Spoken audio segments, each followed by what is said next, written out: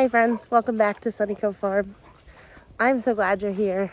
I am not so glad at this weather, but I'm thanking God for the sunshine anyhow.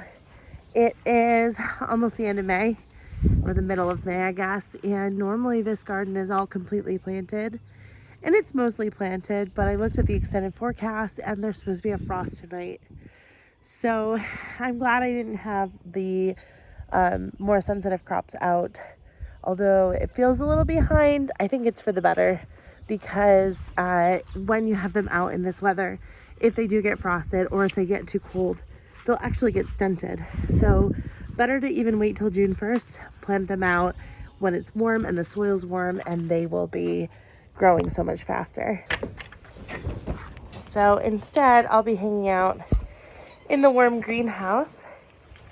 So you can see there's definitely lots of green in here since the last time I filmed, which was only really a couple weeks ago, but it's overflowing with goodness. And I'm here because it's almost time for our plant sale this weekend. And I'm so excited to share all these with you. So I thought I would take some time today to go through some of my favorite varieties that'll be available at the plant sale. And I'll start with our peppers here. These are jalapenos. So if you like peppers, but you don't like a lot of heat, this is a sweet version of a jalapeno. And they grow really prolific. And the thing with peppers is that peppers like to hold hands.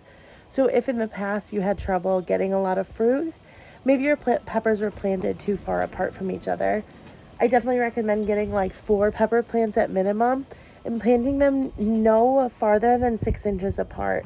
Because then they're going to go right underground and they're going to hold hands in their roots, and they're going to make a much stronger, more rugged crop. This variety of pepper is the habanadas. So similar with the jalapenos, they are a sweet habanero.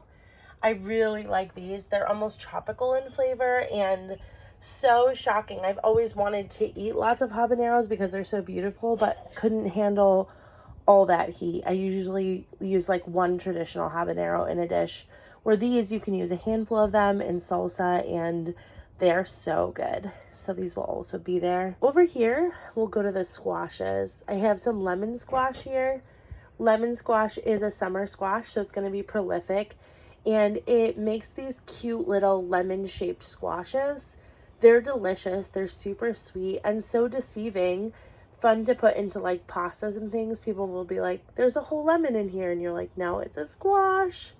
Really fun. Also in the squash family, we'll have some cucumbers available. We did yard long cucumbers, which are literally a yard long, along with a more traditional pickling cucumber and the white cucumbers. On to one of my favorite crops of the garden, tomatoes. I have a lot of cherry tomatoes this year. I have white cherries and yellow pears, crazy cherries. These are the atomics. They're more of a grape size. And then I have blueberry tomatoes, which are like a black colored tomato that are delicious. They're smaller as well. And then yellow stuffer tomatoes. Those are hollow in the middle, so you can stuff them with like a meat mix and bake them. I have a couple beefsteak sized tomatoes, so they're the sunset tomatoes, and then black beauty and black crim.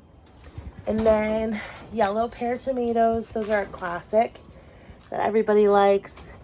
And then a traditional jasper red cherry that I'll be bringing. I have a ton of herbs started that I have to uppot still, but some of those include lemon mint, thyme, lavender, parsley, and all different basil varieties.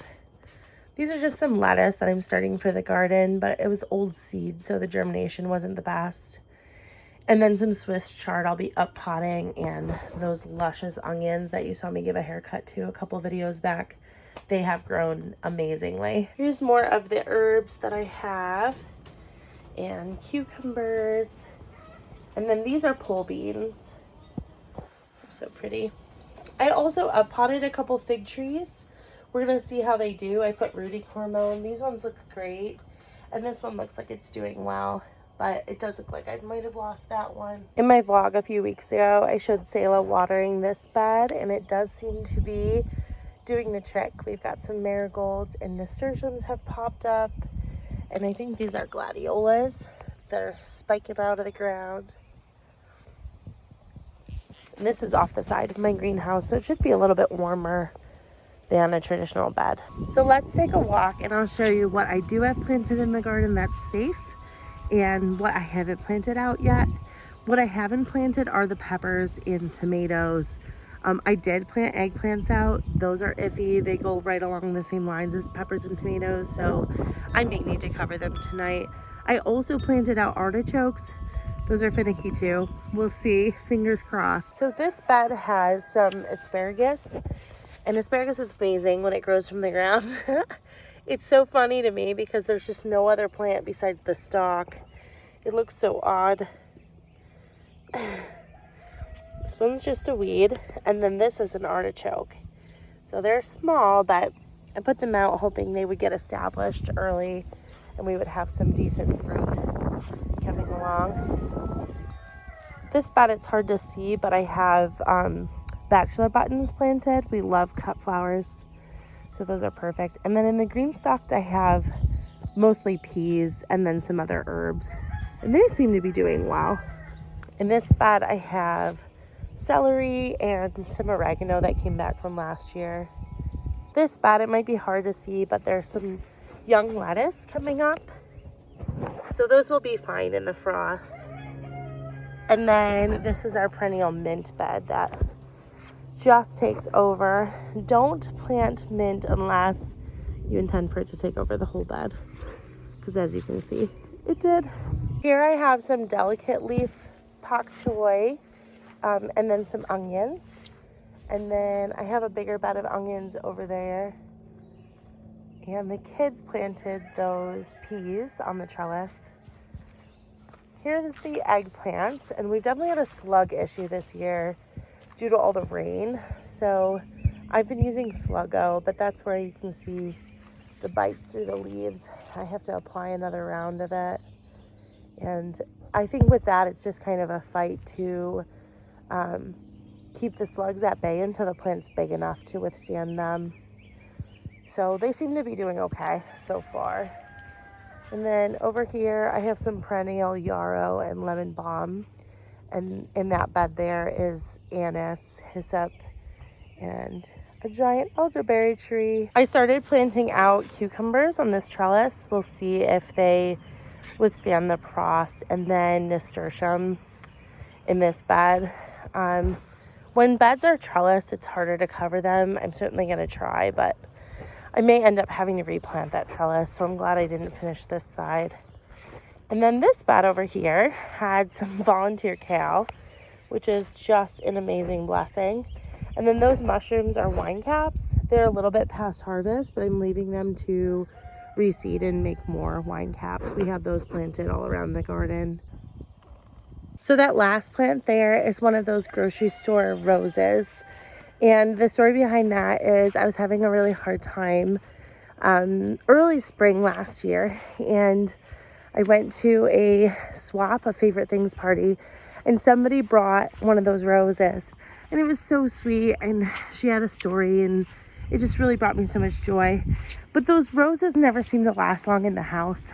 And as much as I pruned it and tried to keep it alive, I was losing it. So I think in June last year, I planted it out in the garden in a last-ditch effort, hoping that it would live.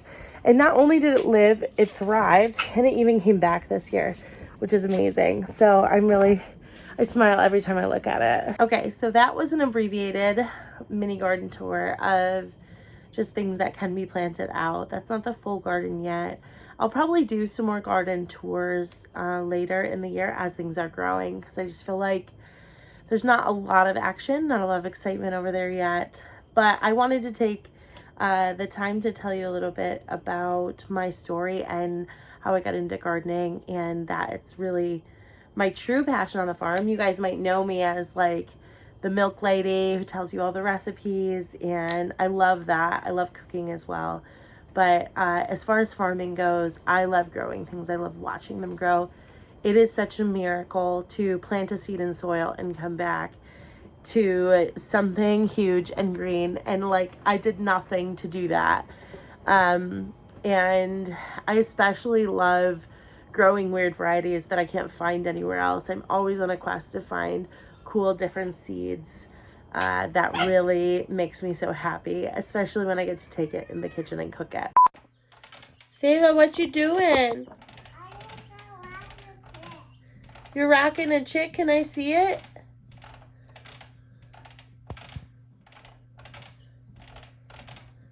Can I see your chickie?